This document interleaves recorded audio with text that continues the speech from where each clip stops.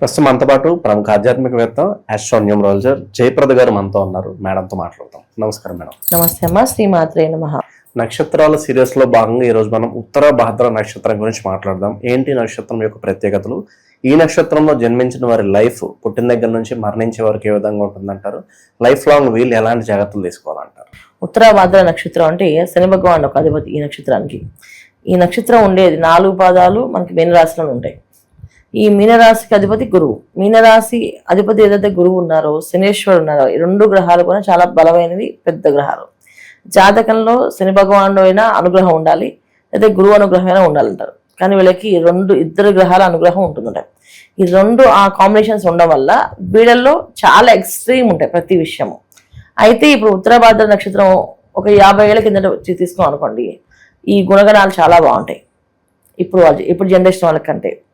So మనకు 50 years generation వాళ్ళ back ఏంటంటే శని తత్వం ఉండడం వల్ల ప్రతి విషయాన్ని బాగా ఆలోచించి విశ్లేషణ చేసి దాన్ని పెద్దవాళ్ళు చెప్పడం కానీ ఎవరికైనా వినిపించడం కానీ చాలా శ్రద్ధ బాధ్యతతో ఆ పని చేసేవాళ్ళు.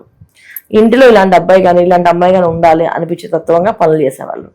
ఇంట్లో అన్ని విషయాల్లో వీళ్ళు అన్ని తెలుసుకొని ఎదుటి వాళ్ళకి సాయంగా ఉండేవాళ్ళు. తల్లిదండ్రులకి ముఖ్యంగా బాగా సాయంగా ఉండేవాళ్ళు. తల్లిదండ్రులు ఏం చెప్తే ఆ మాట చక్కగా మైండ్లో పెట్టుకుని అదే పని చేస్తూ ఉండేవాళ్ళు. ఈ రకంగా ఒక 50 ఏళ్ల కింద జరిగింది. చదువు విషయంలో అందరికంటే ఉన్నతంగా చదువుతారు, ఎందుకంటే గురువు అధిపతి కదా ఈ రాశికి. అందువల్ల వీళ్ళు చదువుల విషయంలో ఎవరికైనా చెప్పేటట్టే ఉండేది, కానీ చెప్పించుకునే తత్వం ఉండేది కదా వీళ్ళకి. అయితే వీళ్ళు చదువు అనేది ఏకాసంతగ్రహి అనమాట. చదివినంటే అలా చదివేస్తే అలా చెప్తుండేవాళ్ళు. ఇంత బ్రహ్మాండంగా లైఫ్ అనేది ఒక 50 years బ్యాక్ ఉంది.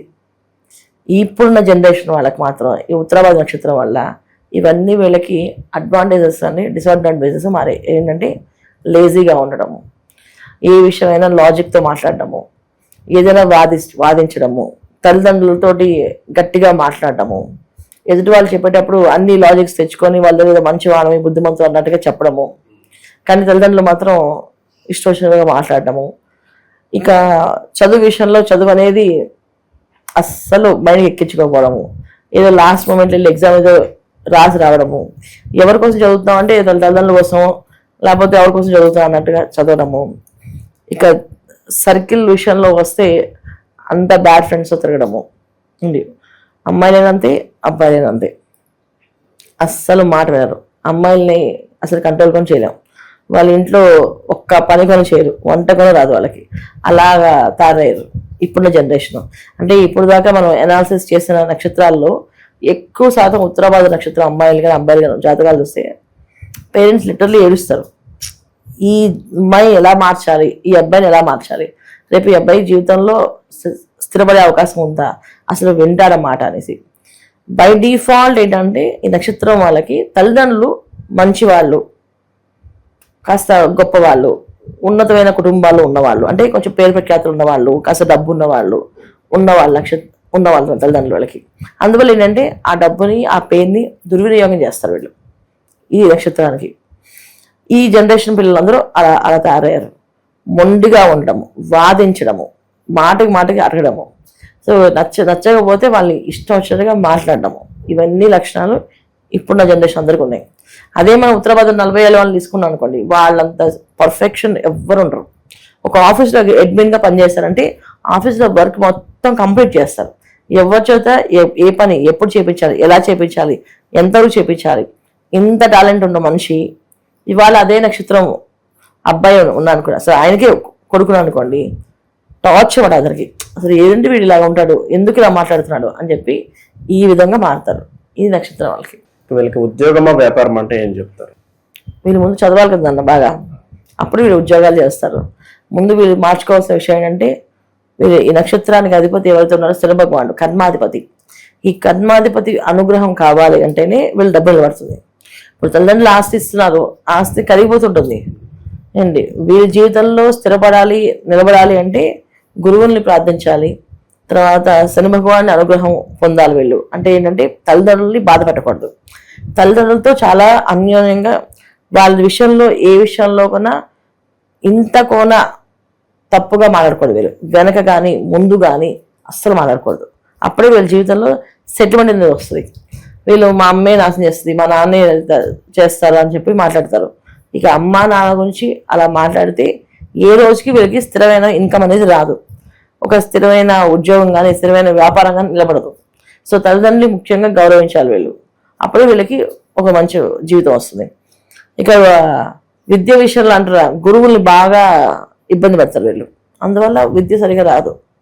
చాలా వరకు బీటెక్ చదివిన వాళ్ళు రోడ్డు మీద చాలా వేస్ట్గా తిరుగుతుంటారు. వాళ్ళు టైంపాస్ చేస్తూ ఫుడ్ తినేస్తూ అసలు అంటే ఒక ఆహార నియమాలు కూడా పాటించరు వీళ్ళు, వాళ్ళు ఇష్టం అనమాట. కొంతమంది అయితే స్నానాలు కూడా చేయరు, 2-3 రోజులు అలా వదిలేస్తారు. ఇలాంటి జీవితంలోంచి వీళ్ళకి మన ఉద్యోగం వ్యాపారం అంటే నేనేం చెప్పను. స్థిరాస్తులు చరాస్తులు పరిస్థితి ఏంటి మేడం? ఉంటుంది, అదే అదృష్టం. అంటే నక్షత్రానికి ఉండే అధిదేవత చదువుతున్నారో గురువు కానీ శనేశ్వరుడు కానీ ఆస్తి ఇస్తారు, అంతస్తు ఇస్తారు, వాళ్ళ పేరు ప్రఖ్యాతులు ఉంటాయి. ఎందుకంటే గురువు ఒక తత్వం కదా, సో పేరు ఉంటుంది వాళ్ళకి. శని భగవాన్ ఒక తత్వం కనుక ఆస్తి ఉంటుంది, దాన్ని దుర్వినియోగం చేస్తారు.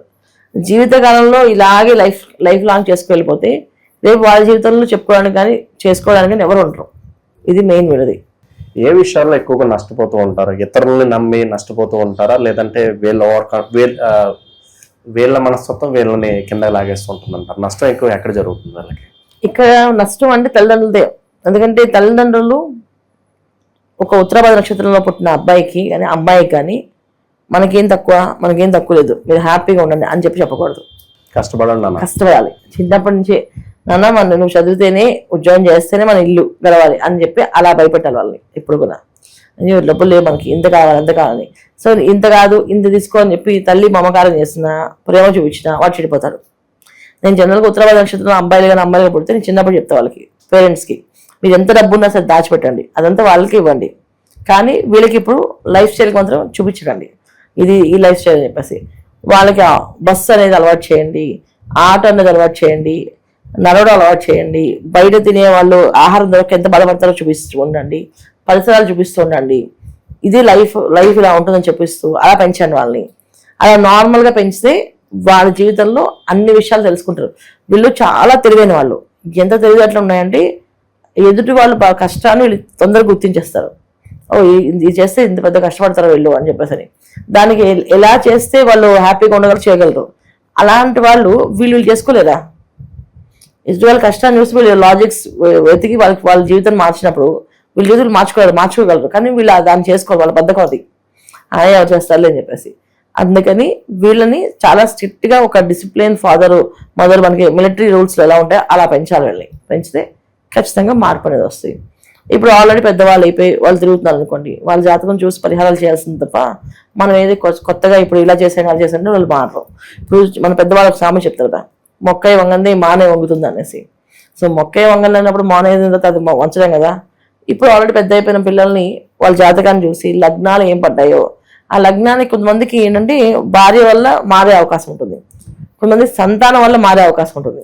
సో అందుకే అప్పుడు సంతానం కలిగేలాగా వివాహం అయ్యేలాగా చూస్తూ ఉంటామట జాతకాల పరిహారాలు.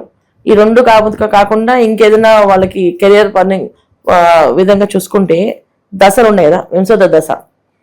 ఈ దశలో ఏదైనా వాళ్ళకి కాలం కలిసి వస్తుందా, ఈ టైంలో వీళ్ళు మార్చచ్చు అనే తత్వం ఉంటుంది జాతకం చూస్తే. దాన్ని బట్టి వీళ్ళు పరిహారాలు ఖచ్చితంగా గట్టిగా చేయండి అని చెప్పేసి అప్పుడు చేపిస్తే వాళ్ళు మార్పు అనేది జరుగుతుంది. మనం అలాగే వివాహం విషయానికి వస్తే ఎక్కువగా ఏ దశలో వీళ్ళకి వివాహం అయ్యే ఛాన్స్ ఉంటుంది? పర్టికులర్ ఏజ్ లో ఏమన్నా మనం రఫ్ గా చెప్పొచ్చు అంటారా, ఈ ఏజ్ లో పలానా అవుతుంది అని చెప్పి వివాహం? వీళ్ళు ఖచ్చితంగా వివాహ గడియలు ఉంటాయి, కాకపోతే ఏంటంటే వివాహం చేసుకునే సమయంలో వీళ్ళు అల్లచిల్లరగా తిరుగుతారు. ఎవరికైనా వివాహ గడియలు ఎప్పుడు వస్తే 20 నుంచి 25, 26 కదా, ఈ 20 నుంచి 28 వరకు వీళ్ళు మాట వినరు, బాధ్యత లేకుండా అసలు ఆ రెస్పాన్సిబిలిటీస్ తీసుకోరు, ఏ విషయంలో కూడా చేస్తారు.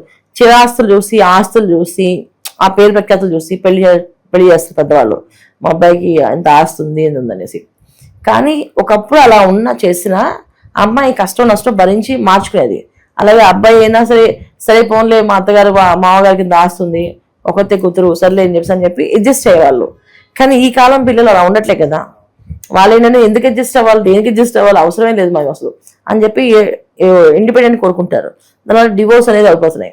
అందువల్ల వీళ్ళు వివాహం అవడానికి తొందరగా అయినా అది మళ్ళీ డివోర్స్కి వెళ్ళే అవకాశం ఉంది. జాతకాన్ని చూడాల్సిందే, ఆ జాతకంలో ఉండే యోగాలు బట్టి చెప్పాల్సింది తప్ప ఈ వయసులో వివాహం అయిపోతుంది చేసేసుకొని చెప్పడానికి లేదు. ఇక వీళ్ళు లైఫ్ లాంగ్ చేసుకోవాల్సిన పరిహారాలు ఏంటి మేడం? లైఫ్ లాంగ్ వీళ్ళు తల్లిదండ్రులని చాలా గౌరవంగా చూడాలి.